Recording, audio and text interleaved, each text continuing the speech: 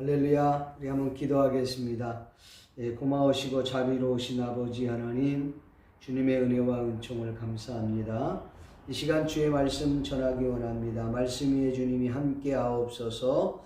예수님의 이름으로 기도하옵나이다. 아멘. 오늘 하나님께서 저와 여러분들에게 주시고자 하시는 은혜의 말씀의 제목은 복음을 전해야 하는 목적이라고 하는 제목으로 말씀 전하기를 소원합니다. 이 말씀을 읽고 듣고 보는 가운데 성령 하나님의 폭포수와 같은 은총이 저와 여러분들 심령 가운데 넘쳐날 수 있기를 존귀하신 예수님의 이름으로 간절히 축원합니다. 중국의 인기 작가 두홍은 췌장암에 걸려 시한부 인생을 살아가고 있었습니다. 사랑하는 엄마를 잃기 싫었던 두홍의 딸은 여러 가지 정보를 찾다가 미국의 죽은 사람의 시신을 냉동시켜 보존해주는 냉동보존연구소가 있다는 사실을 알게 되었습니다. 이곳은 숨을 거둔 직후 곧바로 냉동을 시킨 상태로 이곳으로 옮겨진 사람들은 언젠간 지금의 상태로 죽은 사람들을 되살릴 수 있는 기술이 생겨날 때까지 보존하는 곳이랍니다. 두홍은 믿져야 본전이라는 생각으로 1억이 넘는 돈을 들여서 중국의 1호 냉동 실험체가 되었습니다. 그러니까 인체 냉동 실험체가 되온 것이죠. 그리고 몇 달 뒤에 췌장암으로 목숨을 잃자마자 본사에서 온 외과 전문에 의해서 냉동되어서 미국의 연구소로 이동되어 지금 보존되어 있다고 합니다. 현재 미국의 저명한 정치인, 또 연예인, 그리고 또 부유한 사람들이 이와 같은 냉동으로 시신을 보관 예약 및 이미 냉동되어 있는 사람들이 상당히 늘어나고 있다고 합니다. 물론 부모에 대한 애틋한 마음은 알겠지만 정작 준비해야 할 죽음에 대한 준비를 하지 못한 것이 참으로 안타까워 보입니다. 이와는 정반대의 인생을 사신 분이 있어서 소개하려고 합니다. YMCA를 기반으로 해서 청년운동을 일으켰던 한국의 영웅 이상재 선생님입니다. 하루는 이 이상재 선생님에게 한 청년이 신문을 들고 와서 선생님께 찾아왔습니다. 선생님, 이 신문에 장수 비결에 대해서 나와 있습니다. 선생님 같은 분이 또 선생님같이 이렇게 훌륭하신 분이 오래오래 사셔야 되지 않겠습니까? 하면서 이야기했습니다. 그러자 이상재 선생은 크게 웃으면서 이렇게 대답을 했다고 합니다. 난 그런 거 필요 없다네. 그 사람들은 진짜 비법을 잘 모르거든. 나는 영원히 사는 법을 알고 있다네.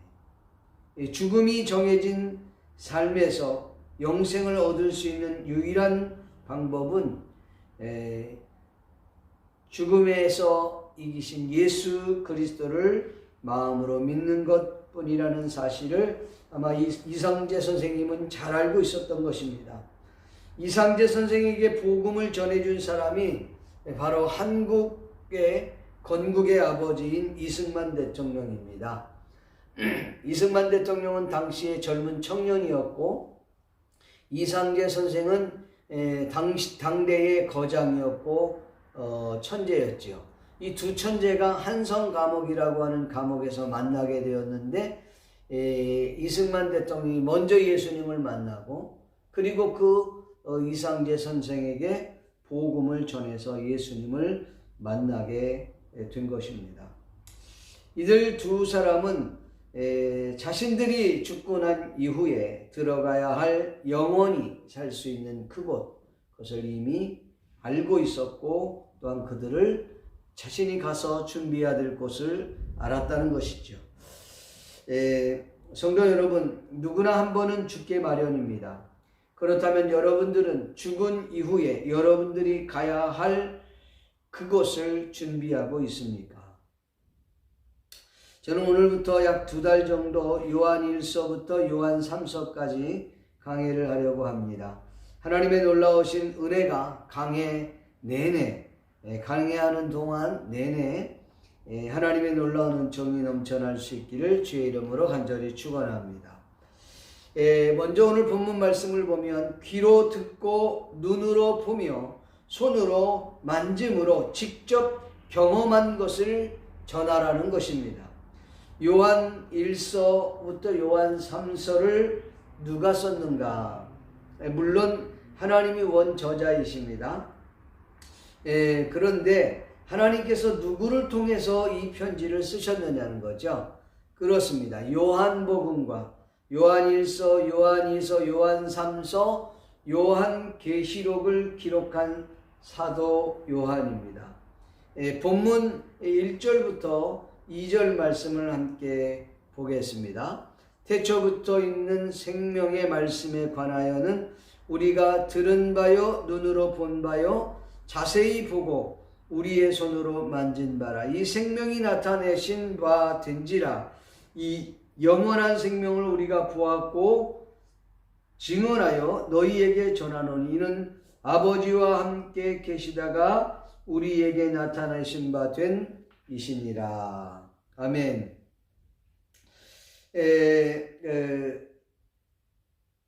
본문을 읽다 보면 마치 요한복음 1장을 읽는 것 같은 느낌을 우리는 받게 됩니다. 본문 1절, 2절에 나오는 이 생명의 말씀에 관하여 이렇게 되어 있죠. 그리고 이 생명, 또 영원한 생명이라는 단어들이 계속 반복적으로 나오고 있습니다. 여러분, 과연 이 생명의 말씀, 이 생명 영원한 말씀은 누구를 가리키는 걸까요? 만약에 이 지구상에서 영원히 살 수 있는 존재가 있다면 몇 명이나 될까요? 예수님을 제외하고는 아마도 단 한 사람도 없을 것입니다. 여러분, 본문 요한복음 1장 1절에서 4절의 말씀이 꼭 요한 1서 1장과 유사합니다. 본문 요한복음 1장 1절에서 4절 말씀을 보면 태초의 말씀이 계시니라. 이 말씀이 하나님과 함께 계셨으니 이 말씀은 곧 하나님이라. 그가 태초에 하나님과 계셨고 만물이 그로 말미암아 지은 바 되었으니 지은 것이 하나도 그가 없이는 된 것이 없느니라. 그 안에 생명이 있으니 이 생명은 사람들의 빛이라. 이 생명은 도대체 누구를 가리키는 것일까요? 그렇습니다. 예수 그리스도를 가리키는 말씀입니다. 여러분 인정하십니까? 사도 요한은 자신이 직접 경험한 것을 전했다고 말하고 있습니다. 소문만 듣고 전하는 이들과 직접 보고 직접 경험하고 복음을 전하는 것은 아마 하늘과 땅 차이일 겁니다.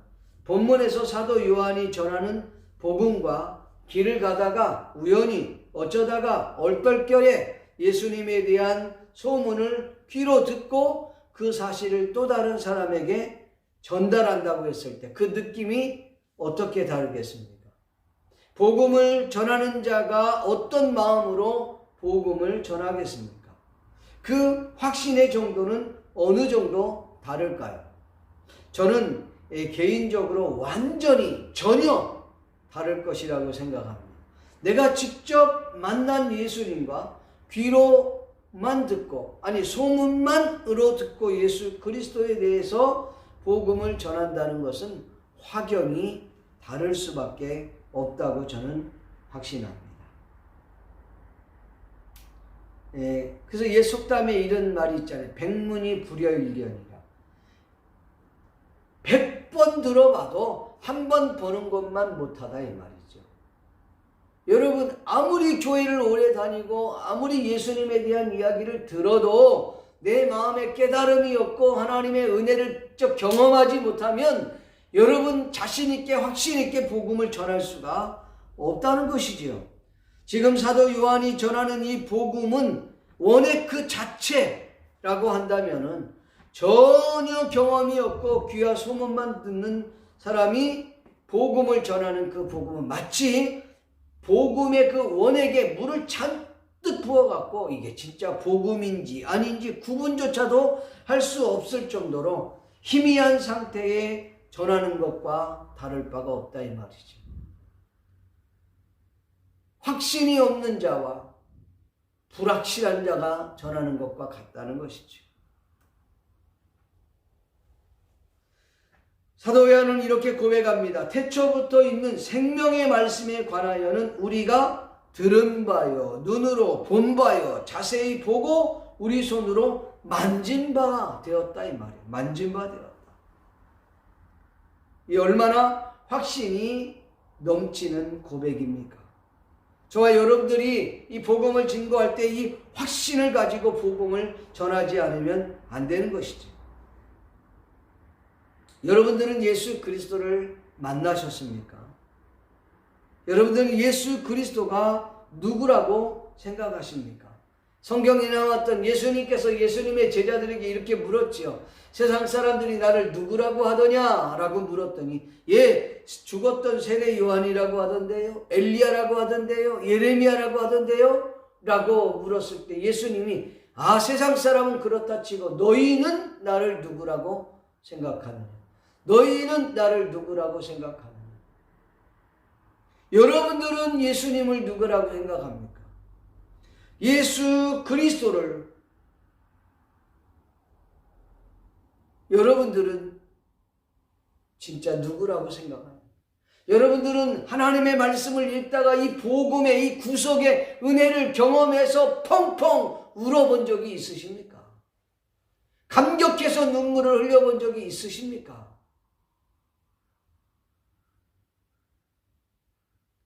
사도 요한은 자신이 귀로 듣고 눈으로 보고 자신의 손으로 만진 바 됐다 이렇게 확신을 가지고 복음을 전하고 있는 것입니다. 자, 그렇다면 복음을 전하는 목적은 무엇일까? 많은 분들이 복음을 전하고 있습니다. 그런 분들에게 이런 질문을 한번 했다고 해봅시다. 당신은 왜 복음을 전하십니까? 여러분들은 왜 복음을 전해야 한다고 생각하십니까? 아마 이렇게 질문을 한다면 어떠한 대답이 나올까? 여러분 상상해 봤습니까? 당신 왜 복음을 전합니까? 저는 요란처럼 복음을 전하고 싶지 않습니다. 그러나 어쩔 수 없이 하나님의 명령이기 때문에 그게 사명인 줄 알고 전하고 있습니다. 이렇게 말하는 이들도 있을 것이고 복음이 땅끝까지 모든 민족에게 전해지면 예수님의 재림이 오기 때문입니다. 복음을 어떻게든 빨리 모든 민족에게 전해야만 주님의 재림을 앞당길 수 있기 때문에 나는 복음을 전합니다. 이런 분들도 있을 것이고 또 복음을 전하지 않으면 저주를 받을까 봐 해서 나는 복음을 전합니다. 어떤 이들은 일하지 않으면 먹지도 말라고 했으니까 먹기 위해서라도 나는 복음을 전합니다. 직업정신이 투철하기보다는 먹고 살기 위해서 복음을 전한다는 거죠. 아무튼 별의별 소리의 답변들이 다 나올 것입니다. 여러분은 복음을 왜 전하고 있습니까? 왜 전하려고 하십니까? 성경은 본문 3절 4절에 복음을 전하는 목적에 대해 분명히 언급하고 있습니다. 본문 3절과 4절 말씀을 한번 읽어보겠습니다. 여기 보면 우리가 보고 들은 바를 너희에게도 전함은 너희로 우리와 사귐이 있게 하려 함이니 우리의 사귐은 아버지와 그의 아들 예수 그리스도와 더불어 누림이라. 우리가 이것을 쓰면 우리의 기쁨이 충만하게 하려 함이라. 아멘. 자, 오늘 본문에 보면 너희라고 하는 말을 여러 가지로 의미를 부여할 수 있겠지요. 믿지 않는 사람일 수도 있을 것이고, 또 여기 그 너희라고 하는 것은 어떻게 보면 주님과 멀어져 있는 사람일 수도 있고, 또 예수 그리스도 안에 거해 있는 사람이라고 할 수도 있을 것입니다. 뭐 여러 가지로 해석할 수 있기 때문이죠. 그런데 구체적으로 우리가 복음을 전해야 할 분명한 목적이 있다는 것을 우리는 생각해 봐야 돼요. 우리가 복음을 전함으로 말미암아서 죄인이 주께로 돌아오는 것을 하나님이 가장 기뻐하기 때문에 우리가 복음을 전한다. 맞습니다. 이거는 어떻게 보면 복음을 전해야 할 목적의 대전제, 아니 기본적으로 깔고 갈 수 있는 이야기라는 거죠. 그래서 누가복음 15장 7절에 내가 너희에게 이르노니 이같이 죄인한 사람이 회개하면 하늘에서 회개할 자가 없는 의인 99으로 말미암아 기뻐하는 것보다 더 기뻐하리라. 이게 기본적인 베이스예요.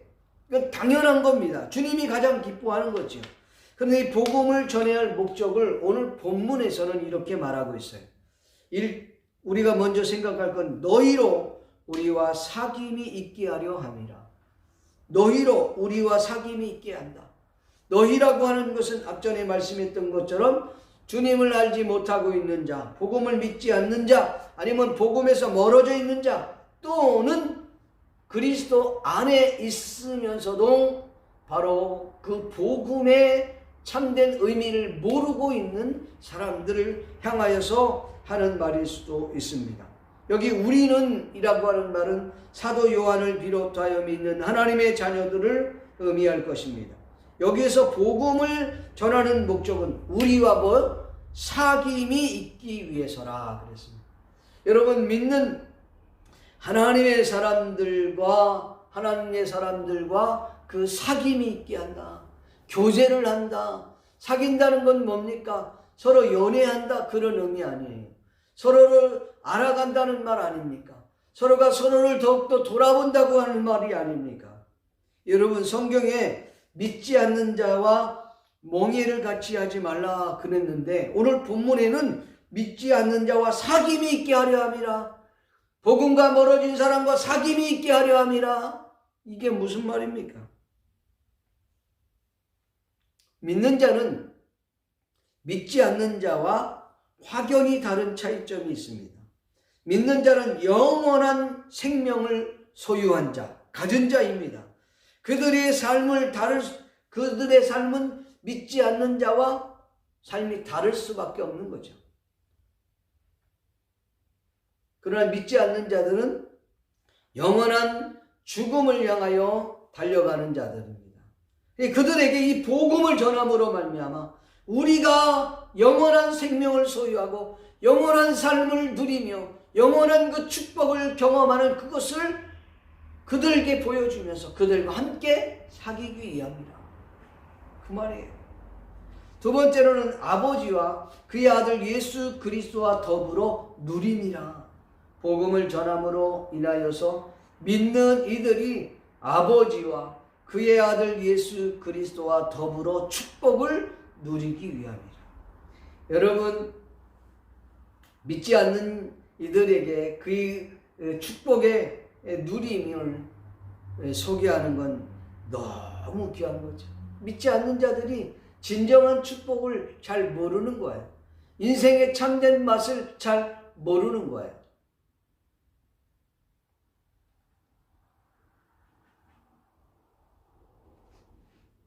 이것을 경험한 자 외에는 아무도 모르는 거예요. 예. 모양만, 무늬만 크리스찬들은 절대로 이 누림의 축복을 모르는 것이지. 그렇기 때문에 진정한 복음으로 인하여 하나님 아버지와 그의 아들 예수 그리스도와 더불어 누림의 축복을 경험하도록 하기 위해서 이 복음을 전하는 것입니다. 나 예수가 좋다오, 난 예수가 좋다오, 주를 사랑한다도 베드로 고백처럼 난 예수를 사랑한다오. 나 예수가 좋다오. 난 예수가 좋다오. 주를 사랑한다던 베드로 고백처럼 나 예수를 사랑한다오.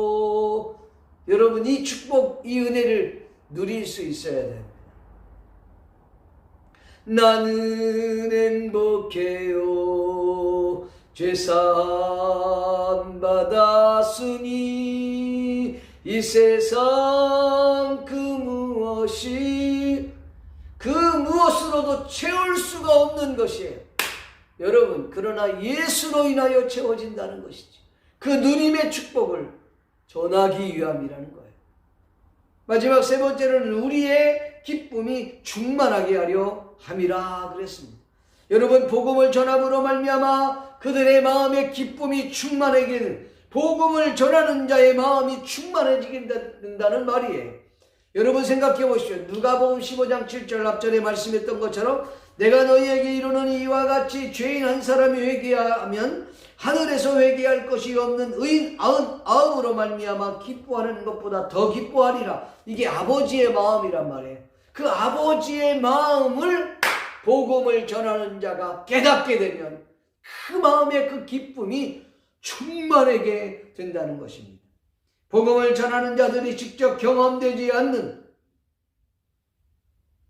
그리고 그냥 이론으로만 박식한 이들은 절대로 이 복음의 능력을 경험할 수도 없고 이 기쁨과 축복을 경험할 수가 없는 거예요. 복음은 전한 자가 알아요. 복음을 전함으로 말미암아 열매를 거둔 자가 알 수 있다고 하는 사실입니다.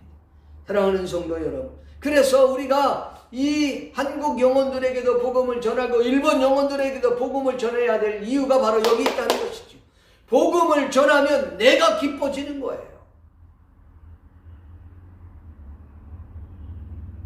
복음을 전하면 믿지 않는 자와 사귀게 되고 그 예수 그리스도 그 아버지와의 그 누림의 축복을 경험하게 되고 더 나아가 내가 기쁨이 충만해지게 된다 이 말이에요. 믿습니까? 그래서 복음을 전하는 목적이 이렇게 확실하게 우리에게 각인될 수 있기를 바랍니다. 마지막으로 속이는 자의 전략에서 벗어날 수 있기를 바랍니다. 이 부분은 좀 더 다음 시간에 좀 더 깊이 다루려고 합니다. 요한일서는 여러분 이단들을 경계하기 위해서 쓰여진 책임을 여러분 인식하십시오. 당시에 영지주의라고 하는 이단들이 아주 횡행하고 있었습니다. 지금도 이 영지주의는 우리의 신앙에 지대한 영향을 미치고 있습니다.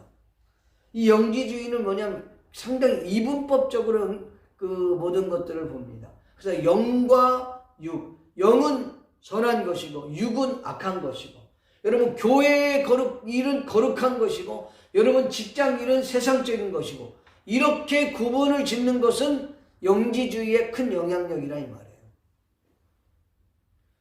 돈은, 물질은 악한 것이고 이렇게 보는 거죠. 여러분 물질이 악한 겁니까? 돈이 악한 것, 성경에 돈은 일만하게 뿌리가 되나니 그렇게 얘기했잖아요. 그러니까 악한 거지요. 그렇게 말할 수 있죠. 근데 여러분 돈이 악한 것이 아니라 돈을 사용하는 인간이 악한 거예요. 인간이 마음이 악하면 그 돈도 악해지는 거고, 인간이 선한 마음을 가지고 예수 그리스도의 마음을 가지고 있으면 그 돈도 선하게 쓰임을 받는 것이지. 성경적 원리를 제대로 알고 가야 되는데 영지주의는 그렇게 이분법적으로 그렇게 얘기하는 것이죠. 이게 아주 교회 안에 편만하게 들어와 있었습니다. 이 사단의 전략은 영적으로 혼미하게 만들어서 정확한 복음을, 진정한 복음을 깨닫지 못하게 한다는 거죠. 정확한 복음, 진정한 복음이 무엇인지를 깨닫지 못하게 하는 거예요. 진정한 복음을 전하는 것, 확실한 복음을 전하는 것을 누가 제일 싫어할까요? 사탄이죠, 사탄. 사탄이 제일 싫어합니다. 그래서 이 복음은요, 복음 전하는 일은 영적 전쟁입니다. 사탄은 거짓을 우리에게 가르칩니다. 사람들이 어둠 속에 있음에도 불구하고 자신이 마치 빛 가운데 있는 것처럼 의로운 삶을 사는 것처럼 이렇게 사탄은 거짓으로 우리를 속인다고 하는 사실입니다. 너만한 인재가 이 가운데 어디 있냐 말이야. 없어. 없다니까. 내가 죄인이라면 세상 사람들 전부 다 죄인이다. 악한 죄인이지. 내가 살인죄를 졌냐 간음죄를 졌냐 그렇다고 남의 집에 있는 무슨 물건을 훔치기나 했냐. 뭐가 내가 죄라. 내가 죄인이라고 하면 세상에 있는 모든 사람들은 정말 큰 대역 죄인이다. 이러면서 사탄은 우리로 하여금 마치 의로운 존재인 양 우리를 부추기며 유혹을 합니다. 복음에 접근하지 못하도록 말이죠. 여러분, 복음을 접하는 사람들은요, 첫째로 자기 자신이 죄인임을 인정하는 데부터 시작이 된다는 사실을 깨닫기 바랍니다. 신앙은 바로 자기 자신부터 돌아보게 되어 있습니다. 사탄은 우리가 죄인이 아니라는 거예요. 아니, 너만한 사람이 이 가운데 없다는 거예요. 우리를 마치 의로운 존재로 막 인식시켜 주는 거예요. 사탄은 우리가 이와 같은 축복을 누리지 못하게 계속 거짓으로 우리를 속이고 유혹하고 있다는 사실. 여기에서 벗어나야 된다는 거죠. 성경 오늘 본문 9절 말씀에 뭐라고 말씀하고 있느냐 하면 이렇게 말합니다. 만일 우리가 우리 죄를 자백하면 그는 미쁘시고 의로사 우리 죄를 사하여 주십니다. 우리를 모든 불의에서 깨끗하게 하실 것이요. 아멘입니까? 이거예요, 이거. 사탄은 우리가 이 죄사함 받는 하나님의 은혜의 축복을 누리는 그 자체를 원하지 않는 존재라는 사실입니다. 성도 여러분, 사탄의 속임수에서 벗어날 수 있기를 바랍니다. 사탄의 속임수에서 벗어날 수 있기를 바라요. 여기에서 벗어나지 못하면 진정한 복음을 깨닫지 못합니다. 우리가 잘 알고 있는 청교도이면서도 구속사적 설교로 유명하신 존 로이드 존슨 목사님 있습니다. 이 로이드 존슨 목사님이 얼마나 이 영적인 분인지 몰라요. 근데 초창기는 이 복음을 제대로 깨닫지 못하고 그가 막 말씀을 전하긴 했는데 사람을 기쁘게 하고 사람을 즐겁게 하고 사람들 막 모이니까 굉장한 줄 알았는데 진짜 그가 구속의 은혜를 깨닫지를 못했다는 것이죠. 참된 복음을 깨닫지 못했던 거예요. 그래서 복음을 깨달은 순간 자기 자신을 분명히 알고 복음을 깨닫는 순간 그가 이렇게 고백을 합니다. 고린도전서 2장 2절에 내가 너희 중에서 예수 그리스도와 그가 십자가에 못 박힌 것 외에는 아무것도 알지 아니하기로 작정하였으니 사도 바울의 고백에 이 고백을 하면서 평생 이 복음을 증거하는 일에 목숨을 걸었다는 것이죠. 그래서 아예 그가 돌아가시고 난 다음에 묘비명에도 이 성경 구절을 썼다는 사실이죠. 사랑하는 성도 여러분, 우리가 왜 복음을 전해야 되는지 우리 자신들을 한번 돌아봅시다. 오늘 여러분들은 예수 그리스도가 누구라고 생각하십니까? 여러분 복음을 왜 전하십니까? 여러분은 진정한 복음을 깨닫고 그 복음을 전하고 있습니까? 사탄은 이 진정한 복음을 깨닫지 못하도록 우리를 유혹하고 속이고 거짓으로 우리를 포장시키려고 한다는 것입니다. 이 시간 저와 여러분들이 그 거짓에서 벗어날 수 있기를 주의 이름으로 축복합니다. 기도하겠습니다.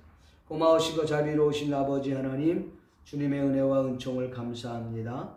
오늘도 말씀을 통해서 새 힘을 얻도록 인도해 주심을 감사합니다. 아버지 하나님, 오늘 하나님 말씀을 통해서 새 힘 얻는 우리 모두가 다 될 수 있도록 주여 도와 주시옵소서. 감사를 드리옵고 예수님의 이름으로 기도하옵나이다. 아멘.